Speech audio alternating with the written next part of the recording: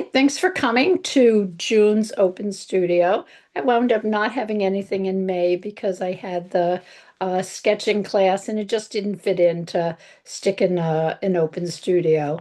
And what I'm planning on doing is I do have the series, the 4 classes put into a playlist, and if anyone's interested in purchasing it, that'll be in one of the upcoming newsletters because I plan on following it up with some more information about follow up to what we were doing. We're really working on contour drawing and sketching so that you were building your skills of observation.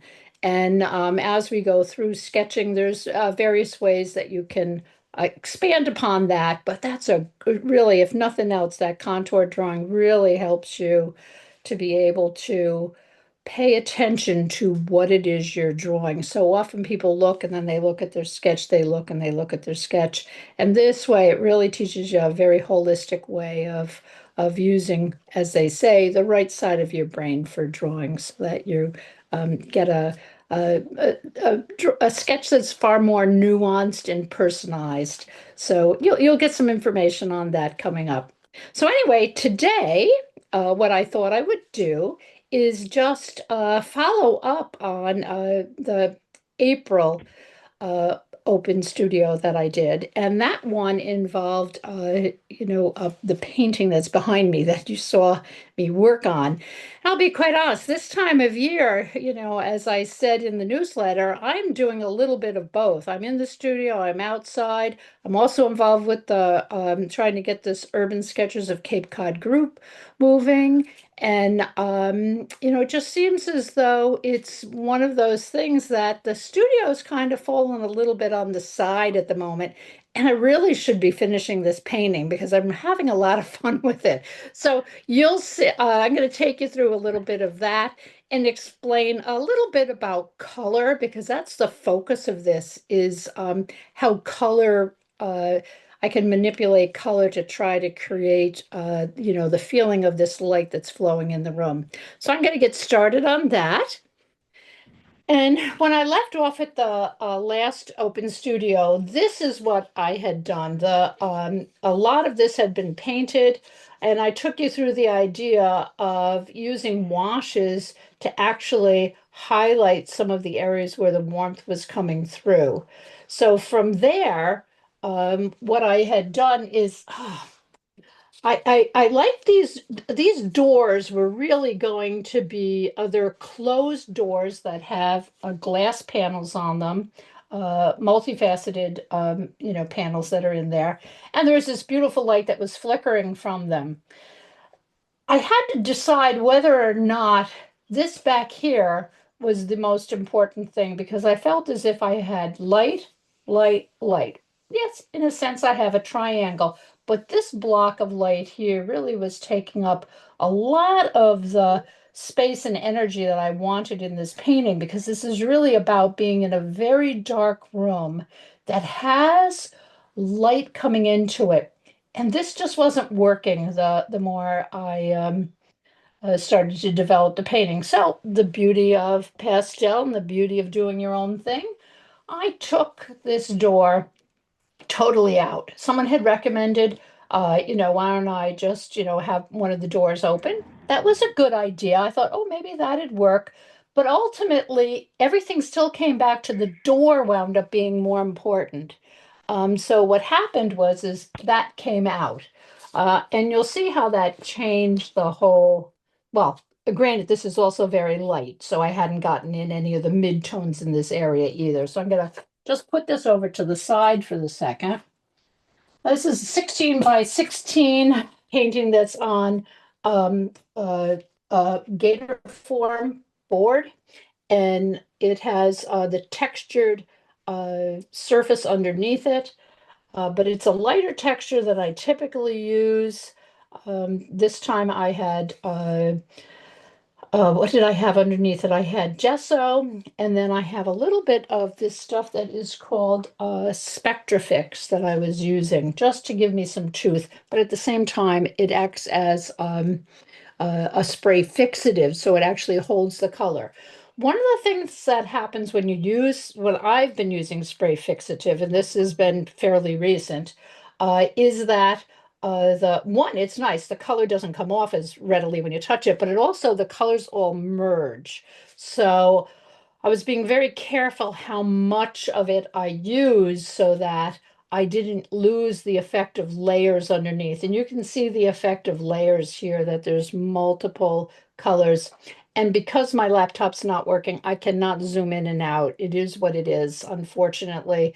Hopefully everybody can see that clear enough. But this is probably the best place to see where, without using too much of the um, uh, that's SpectraFix, I was able to keep levels of colors that are underneath showing through, which is what I wanted. There's other areas where I was really trying to make it very dark, so I did not use as much. And ideally, that helps set the ground. And then what I'm going to do is potentially use less of the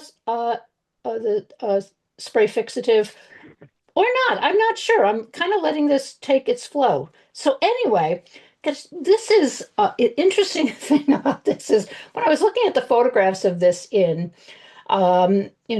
the reception table here, and there's a room with another door out the back, and this is a lot of the light is coming from this door. Even when I had the glass doors, it was still coming from this area right here. There's also a little touch of light that's coming from a large window that's over on this side behind this door. This, I'm not sure if it's going to stay or not, but one thing you want to always think about when you're doing a painting, don't get caught up in one thing because this is questionable now. As the painting develops, this may find its place or it may be obvious I need to get rid of it. So we'll see how that goes. This door was actually a yellow door, very similar to the lampshade.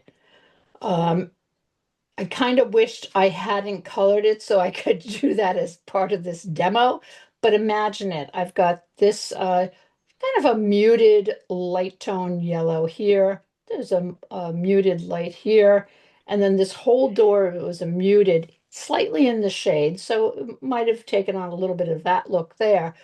But this back here was very distracting because I had dark, dark, dark, dark, dark all the way around. And even this is dark. And then I had this yellow. Let's face it, you cannot make yellow go really dark. So it was not reaching the value level I wanted. So this is where sometimes, although I say I don't get caught up in the photograph, I kind of had gotten caught up in the fact that it was a yellow door in the photograph. So what I'm saying, this isn't working, it's because that was too light. So what happened by darkening this door right here, I wound up having the door be less of a beacon back there at the end of the hall. And now it's the light that's coming in is where the beacon is. Now, having said that, I may even tone down some of this in here too. And there's a lot of lovely texture that's falling, behind these colors here. Let's see, the other thing too is the light's coming in this way. It's also coming in this way, depending on what's going on. And just be careful. If someone enters, just make sure you put yourself on mute. Um, what we have over here is the light that's coming in here. This is not a lit lamp. That's why we've got some of that in shadow. And that's an important thing to think of when you're doing the lamp. If I had decided there's one photograph I have that's great, and the lampshade is, oh, it's got this beautiful glow around it. It would have changed the amount of light that was over here if this was turned on. And the whole idea was this feeling of being in a dark space and having the light. So be careful with your photographs that when you're looking at them, they're actually moving towards what it is you want to show in your painting. But I love this little shadow that was appearing over here. And that came very naturally using that uh, SpectraFix because I just wet it. And when it wet, it kind of dripped and moved around. And I was able to play around with the just keeping that shape in here. And you can see even touching this, a little bit of it's coming off, but it's pretty thick. Betsy, Yes, I have yes. a question. I just haven't really heard you talk about using fixative that way much I know. ever. So No. what is it that made you go that route here? Well, there was a workshop that I'd taken with Lorianne Signori, probably one of the best workshops I took, which was a year ago. And then she was also the artist that I was taking that 3 month kind of intensive personal look at your own art. And, I've always done things with a lot of texture in them, and I liked the texture that was underneath. And I would use the pumice ground, and I get all this texture underneath a painting, and then add on top of it with just pastel. So, one of the techniques that she was um, showing us was the use of this SpectraFix, and how that it's a very you use it very much as a liquid.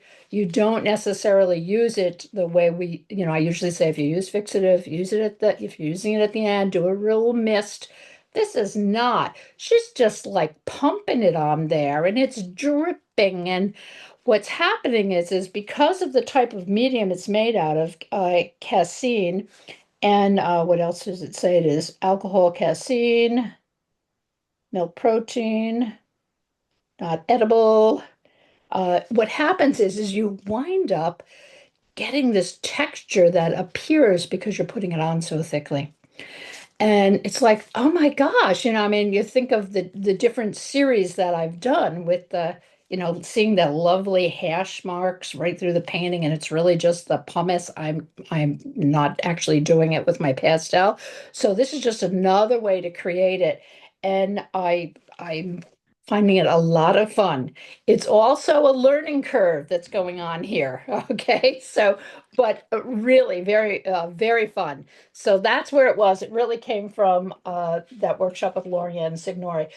But that's why I made a point of mentioning also that I'm not using it like a fixative where I'm just misting and I want to just set some colors, but I don't want it to be on too heavy. Because I'm putting this on heavy, I'm also risking the colors, because they're getting wet, they merge, those particles will merge.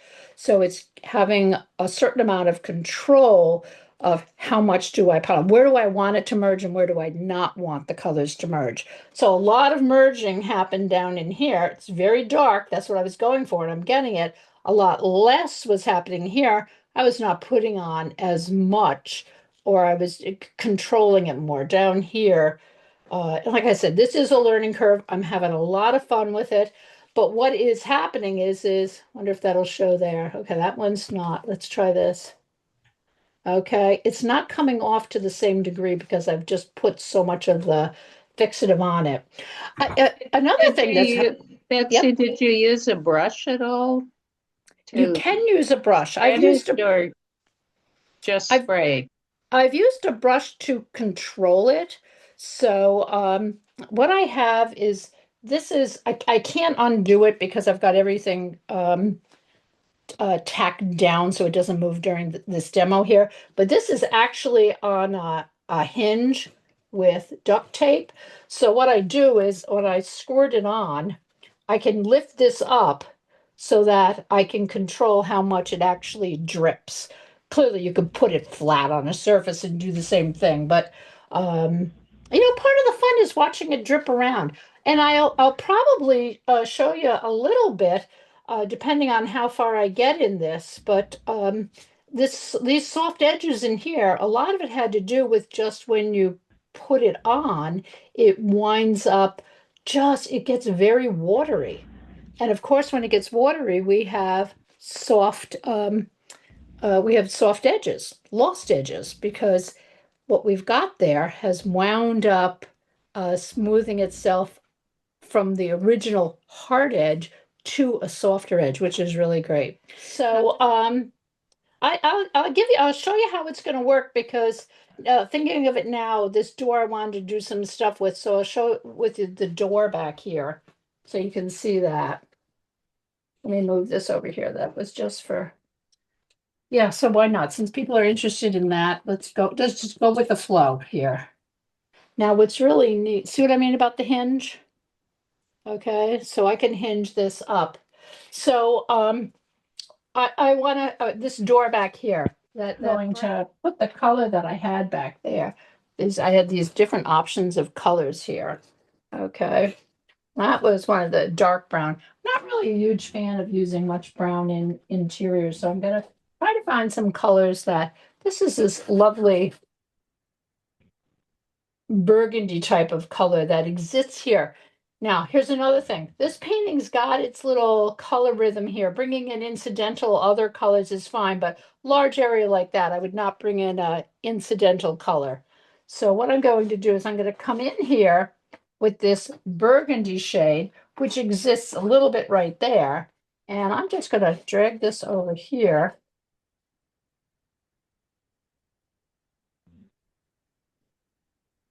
Now, because I want this, I'm going to put a little bit more of it over here.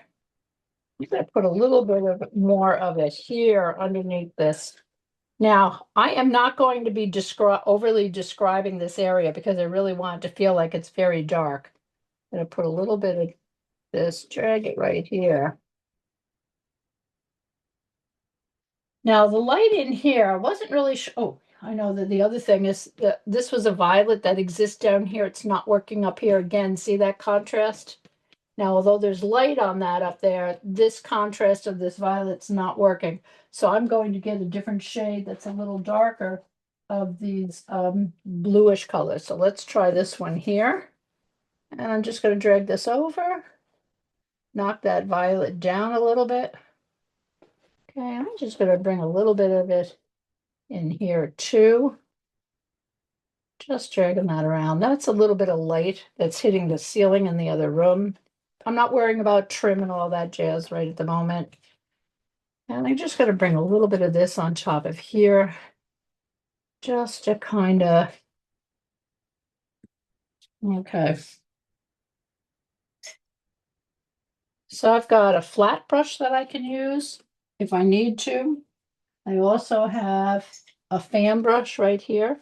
That's I might use one that's a little stiffer. This is a stiffer fan brush. The other one's a little bit more delicate. I'm going to put that back to the side.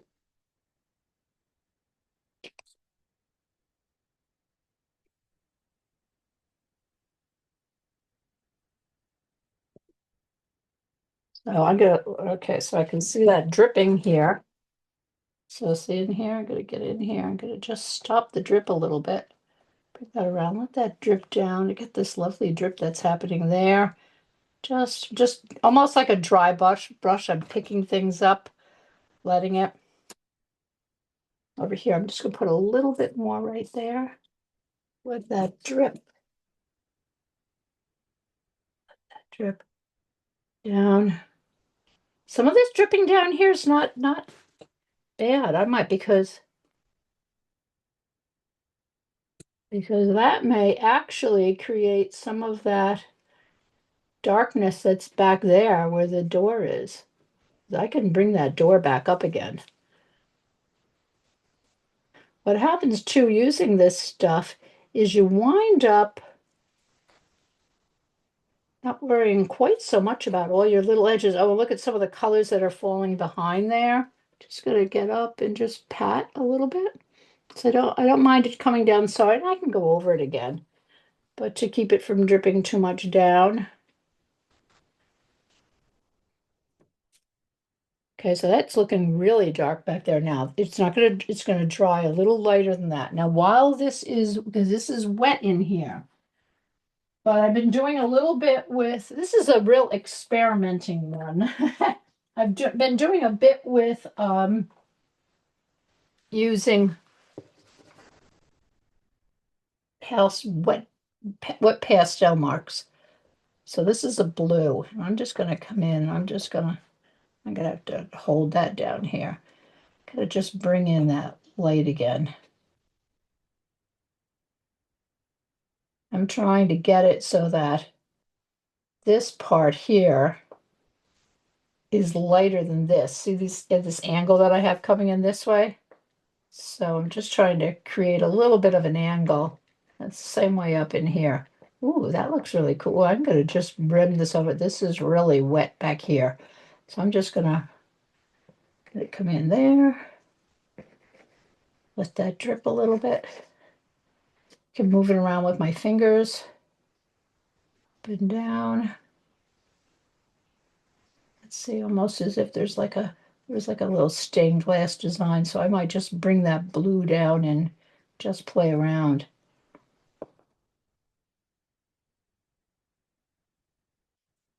So that light seems to be, hopefully you can see that light that's coming through there. Now I have this other color which I've fallen in love with, which is a yellow green. It's just beautiful. I'm trying to keep cooler lights back here, but have a certain level of intensity that goes along with being a light value. See, this one's a little bit duller. That one's a little bit brighter. And bring this green a little bit, just have a little bit. And I want it to be a little bit of a sparkly feel, not. So that's looking a little bit more like what I was thinking of. And that dark, ooh, look at this through here. So here, watch what'll happen. I'm going to come in with the colors. Now I have all the colors I was using here in this box. So I'm just going to just test them on the side to make sure I've picked up the right one. And I had these beautiful ochres that I was using. Ooh, that's the darker one. Where's the lighter one?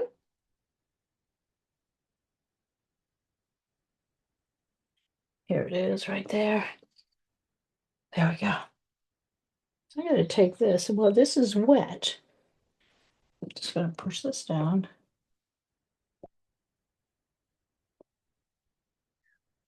I could just drag that over there. And it kind of takes and blends it at the same time. I wind up with this really unusual textural feel. It's not I don't want as much texture back there. I'm trying to keep the texture in the foreground, but it gets, you can see the colors that were underneath that. So you can just wipe that over to the side. I've also got one of my dirty guys right here. So I could come in here. I'm going to add that there. I'll probably just a little bit more there, and then I'll come in with that. Oops, nope, the ochre. Ochres are really nice. If you don't have ochres in your that earthy yellowy and earthy orangey colors, they're definitely worth bringing into your palette because it's the earthy quality. So this is still a little bit, so here, there's a good example. Nice little, I cannot get anything over that because it's too wet. It's just picking up the color that's there. So I can't. I'm gonna have to wait for that to dry a bit. But I'm just gonna take this same ochre, I'm gonna come down here, just gonna put a little bit more. And I have that same green down here too, but it's very, very subtle. Come through here. Let's tack that guy so he's not flying around.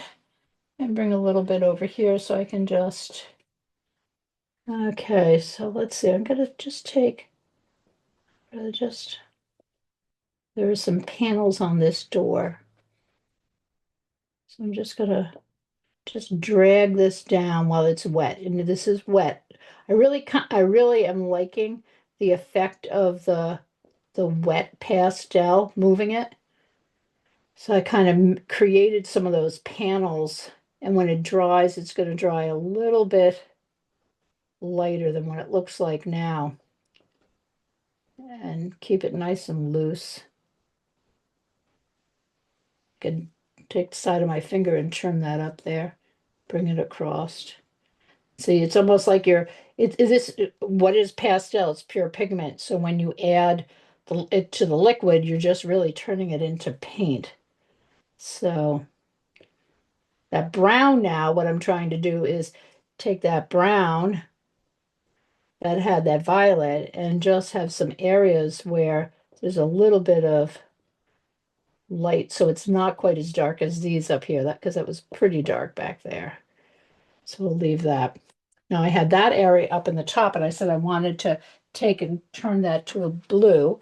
And I'm just going to double check my battery, how much I have. So I've got a fairly muted blue here. And I think it's going to be the right color for that in here. So we're going to just drag that over here. That's again, this is still wet. And you can wait. I mean, some of this I wait for it to dry, and some of it I've been doing when it's wet, just to see what'll happen. Oh, now this is nice because what's happening is I'm getting a very irregular mark back there, which is really what I was looking for. And I have to realize that this is actually the end right here, so I don't want to go any further. It's a little darker over on that side, so I won't put as much. This had light from the window coming up. I went a little bit too crazy taking out light there, so I'm just going to put a little bit left in. I don't want this same color up here. I want it to be a little bit lighter. I mean, a little bit darker than this that's on the ceiling because it's not a direct light. It's indirect. So this guy here, yeah, this guy's a little bit muted. It's like a slate gray. So I'm going to put him right smack here. He's going to be filling in here.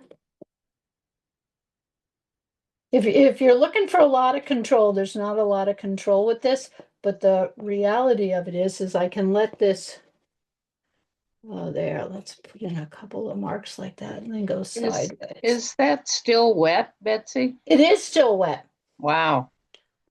so that's, what's happening is some of this I'm doing almost like a painting with the wet pastel. And because this creates a little bit of a textural feel to it, I'm not trying to do it on a smooth surface. I am doing on something and that's got multiple layers of this fixative underneath it. I'm going to just corner that off up there. Okay, that's looking a little bit more like what I was thinking. I do like that. Oh, you know what I'm going to take? I'm going to do some of that down here. Oh, wait, so do I want it here or do I want it over here? I like the way this is looking. I'm not going to go messing around with that here. Okay, see that begin to drip there? So let that drip a little bit. Drip, drip, drip, drip. Okay, lift it up.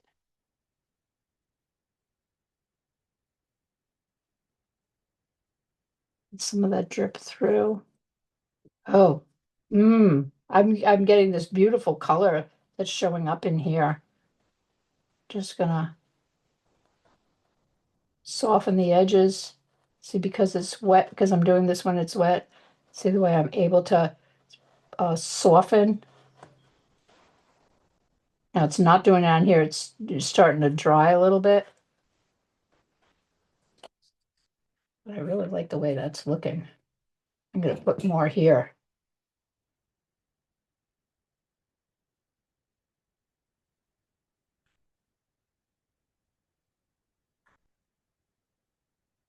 Now, I was in class the other day with someone and they were doing a reflection in the water and they were using this technique. And oh my God, it really looked, because these colors are all showing up in there. I'm going to get this little spot too. Okay, I wound up doing the whole thing. That's what happens. I'm just going to let that go. I'm going to leave this little bit here because I think I'm not, because I like the drip that's happening there. I might just leave that.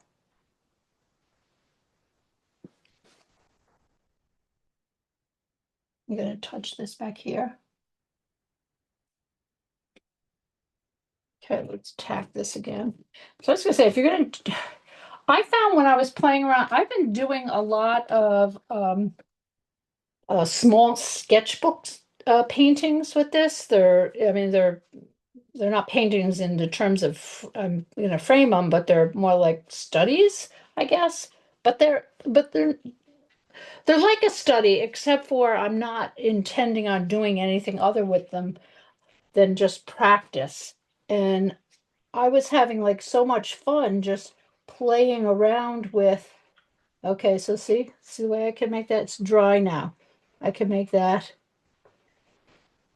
some of those edges, just let some of that show through, and I can play around with how much of that do I want to show through.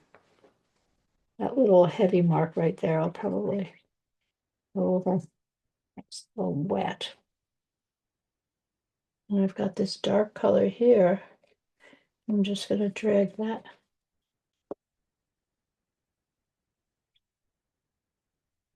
So I've wound up playing more with color than saying, oh, that's a floor. I've got to make it look like a floor. It's more like, oh, geez, what colors can I put in this floor? How can I play around with it? So looking a little clunky there, but it's still slightly damp, so I'm not going to worry about getting in. But I like the way that back changed. The door, let's check this door.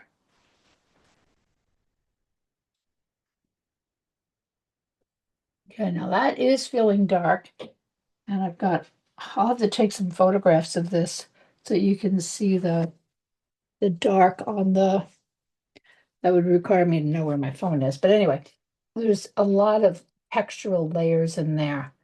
And I'm liking how dark that was. I thought I was going to change it, but I think that combination of having the brown and then putting that violet over it and then dragging a little bit of that ochre, that when it dried darker because it was mixed. Remember what I said about they merge? So this color merged with those colors, which made it darker. Typically with pastel, we're putting down a color, and unless we get in and uh, move it with a piece of, foam or brush it in or use our fingers and put it in, the layers stay separate. So these three colors merged into a new one. So it's not quite that real brownie look that I had in the beginning. A little bit of blue in there too. This here feels very much like a box here. Okay, this is that same color that's here. Really, I try to use the same color in different locations, but of course, color is affected by what it's around and what's on top of it and underneath it.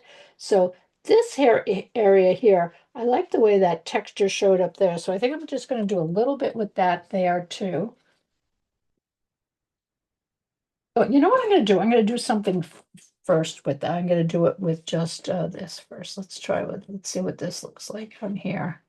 So I can always, yeah, I want this to go too light here because this is not catching the light. The light is behind it. It's very backlit. The only thing catching the light is here and the floor and anything that's coming this way onto the wall, onto the side of this settee.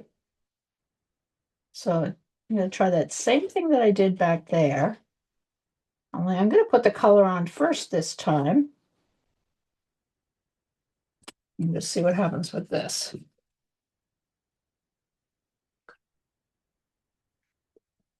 Okay, that's a big drip. Got carried away.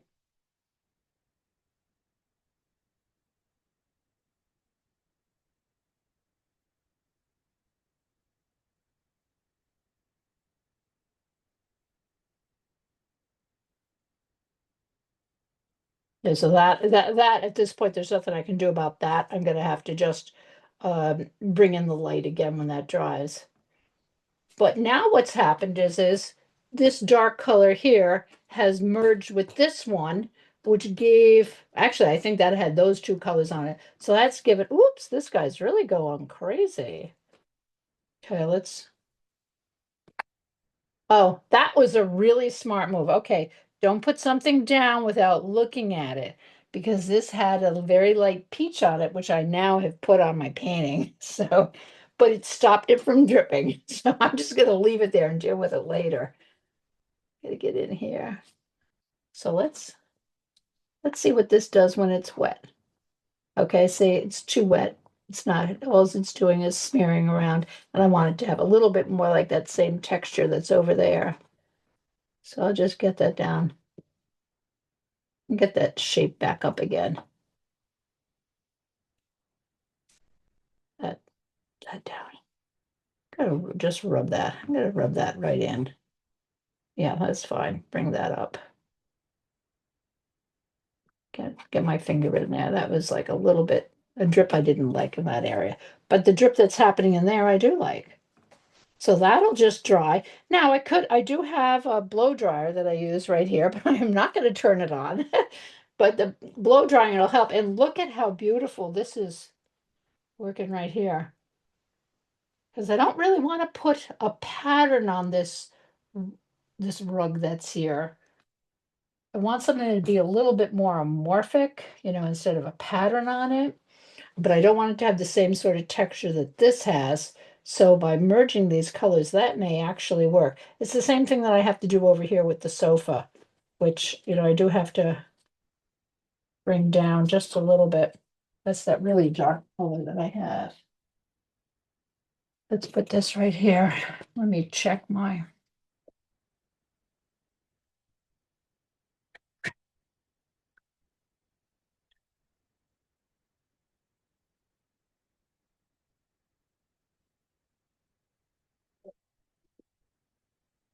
So if I put it on one part of the sofa, I do want to put it on other areas that are dark.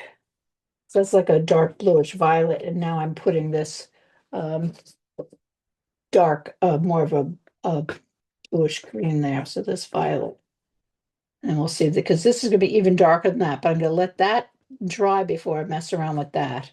So it's really, oh, this is looking. I really do like that back there. So that's really looking. Okay, I'm taking this color right here. I'm just playing around just to get a little bit of the sensation of panels back there, but not trying to define them, overly define them. Just so it's not solid, which is the same thing that I'll be doing with this part of the floor right in here coming through. And this is probably dry enough. I might be able to get that texture. And what's interesting, that texture will come right back up again. Okay, and I can cover up that little bit of, so see what happened? All those drips that I didn't really want there, I've been able to just cover them up. This is still a little too wet back here, but there's that back part right here, and then we'll just put a little in here. And I don't want that real dark, real light, so I'm going to come in with that. It's really only towards the end when I have a palette that I'm working with do I start to bring in unusual colors. Up in here, those are paintings on the wall. What's going to happen if I start adding too much of a detail into those paintings? All of a sudden, those paintings are going to be really important, and I really don't want them to be. So as I add colors, I've got that same reddish violet here, but then I also had one that was had a little bit more chromatic feel to it. You can see that this one's really, it's a little bit darker, but it has a lot more violet in it. And that I had in here. So this might be really nice in this section here. This is almost like one of those old wooden, it's a beautiful old inn up in, oh, Marge, you're a golfer. Um, Watkins Inn, and they have Hooper Golf Course, and it's a absolutely stunning place. I don't know if you're familiar with it. It's in Walpole, New Hampshire. And the inn only has 4 rooms. They've got a nice tavern area, and the little village of Walpole and what's around there. It's really a pretty location. So whenever we go there, I paint outdoors around the building. I've done all different sections of the building. And in this case, I also had taken tons of photographs of the inside multiple times, and I thought, ooh, I'm going to do this. So that's where this is from. So I'm just taking this again, this same color, that one that was really bright up here, but I'm doing a really light drag of it over that blue because I don't want it to be a singleton color. I want it to be a variety of colors. And I'm not worried about coming down because like I said, I'm still trying to figure out how to do it, but I do not want to develop this whole sofa. I almost want it to like emerge away the way the rug is because I really want it to feel like it's really dark in this spot. So I don't want to go over too far. Oh, let's try this on this side. Oh yeah, there we go. There we go. That's it. And that's going to dry lighter. And then I'll mess around with it. I'm not going to do anything with it here. So that's it. So just really strictly as an experiment, I would not take this color. I don't think I would take this color and put it back there. What I might do is take that. Nope, nope. I put one stroke down and no, it's too distracting. Forget it. I was going to say this could go over there, but no, I've got to keep that more on the blue greens because it's just, and I think I've showed you this before. I use the food containers that have the three spots in it. So I keep my lights, middles, and darks. And this is my super dark one right here, which is a violet. So that's the one that probably, I just want to get this corner over here. It's always thinking, okay, what area is going to be the darkest?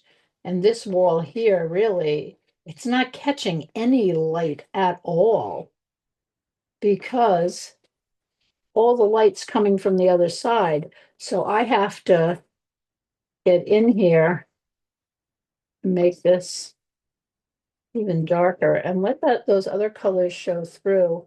Keep that texture going here. Really press hard there. Get that little trim there. Don't get caught up in the trim, Betsy.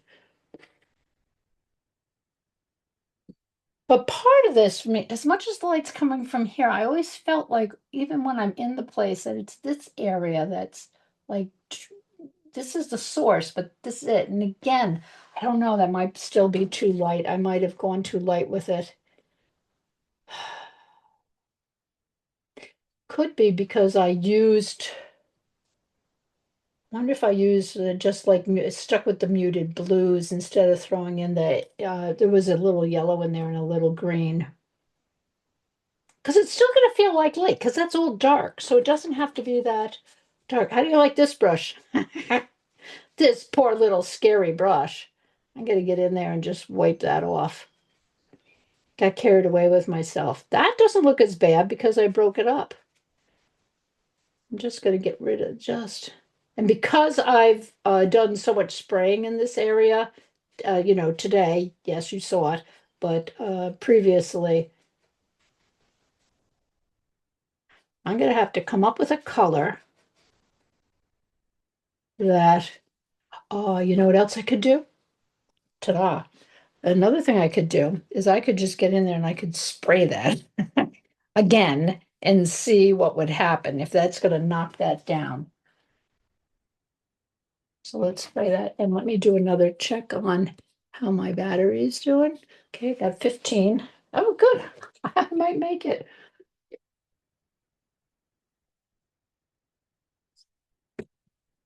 Okay, and I'm going to be all ready to catch. Oh, see, I think it looks better. What do you think? I think it looks better muted. It doesn't need to be super bright back there. It's still telling us that's where the light's coming from. So I think I might just let this just rest. Sometimes I like these little spurts that happen when you spray this thing. Truthfully, most of the time they just disappear so you don't see them. So I haven't figured out how to make the little spurts stay. But I must admit, I am really having fun playing around with this stuff. And if you just hang on one second, well, I have a few seconds left. I I do not believe I showed these last time. So this is in the sketchbook. So it's that same sort of idea. This one's got gouache underneath, and then it's got layers and layers on top of it. Um, Same sort of idea, just a quick little one out my back window, looking at the light in the sky, and just playing around. Some that I'm not crazy about. Oops, sorry, I keep knocking it. Look at all the layers that are happening in here. See, it's just really a lot of fun just to experiment and play with what this new material does. And I don't know if it's what it is, but I just like trying new things. So, thank you so much for coming along. Does anyone have any questions? Yes, Lori. This is marvelous to watch you work the Oh, fixative and it's like watching oil painting. It really is. well, Um, it's fun. yes, It really is fun. And it's another, I mean, I wanted to end looking like a pastel painting, so I'm conscious of that. But in yeah, the same sense, I love the way this liquefying of the yeah, pastel yeah. it's really a lot of fun. It's fascinating. I had a question. What did you start out with for paper and texturing? I missed that. Oh, okay. Yep, yep. This is Gator board, Okay. and it has gesso on it. And I did not put any pumice ground on it, but I did use um, gouache, I believe it was, for underpainting. And that was that original photograph where Yep. this is a Yep. photograph right here. I Yep. believe that was gouache. Hmm. It could have been ink, but I'm not really sure. I'd have to go look at my sketchbook. I forgot. Truthfully, it was a while ago I did it. Uh-huh. And then I did put a layer of clear gesso over that. That's the only clear gesso I used. And I know you can also use, I could be using clear gesso here too, Okay. because Okay. that'll give it a little bit of texture. It's not the same sort of texture that you get with pumice ground. That gives you a very hardy texture. This is Okay. a more subtle texture, Okay. which works out nice. So I do start with something, Okay. and then it was a matter of applying the pastel and The the pastel and the fixative. yes, yep, yep, yep. Going to And you town on it. can do, and you can use um I like this. I just don't like my studio to have any of those odors in it. So Right. I don't. Sennelier and Lascaux are two very good pastel fixatives, But they, and they are very noxious. So whenever I do, and I didn't use it on this one. I used it on another one. If you go to piece by piece, I did the whole thing with just pastel and fixatives, which uh-huh. was really fascinating to do. And that one I did use a lot of the fixative because many people were going to be handling it. I'm going to be putting it in the newsletter. It's absolutely fabulous. I think there's like 170 little squares they put together and they all Wow. create a master artist painting, and we don't know what it is. I just know my little square, a little tiny square. And I usually can kind of guess, but I have no idea. That was the square I was given. I put the grid on it and Okay. had to do it on I think it was 15 by 15. All right. Something like that. But yeah, I go Okay. outside to do that. All right. Any other Gator board question? and gesso. Thank you. Yeah, yeah. Any questions? Any other ones? Thank you so much for coming. So if you feel like doing something fun, a little different, get in touch. I can give you the little rundown of what materials I used. Okay? Thank you. Thanks, Okay. Betsy. Nice Thanks, seeing you Betsy. guys. Fun. Okay, thank Bye-bye. you. Bye. Bye-bye. Bye.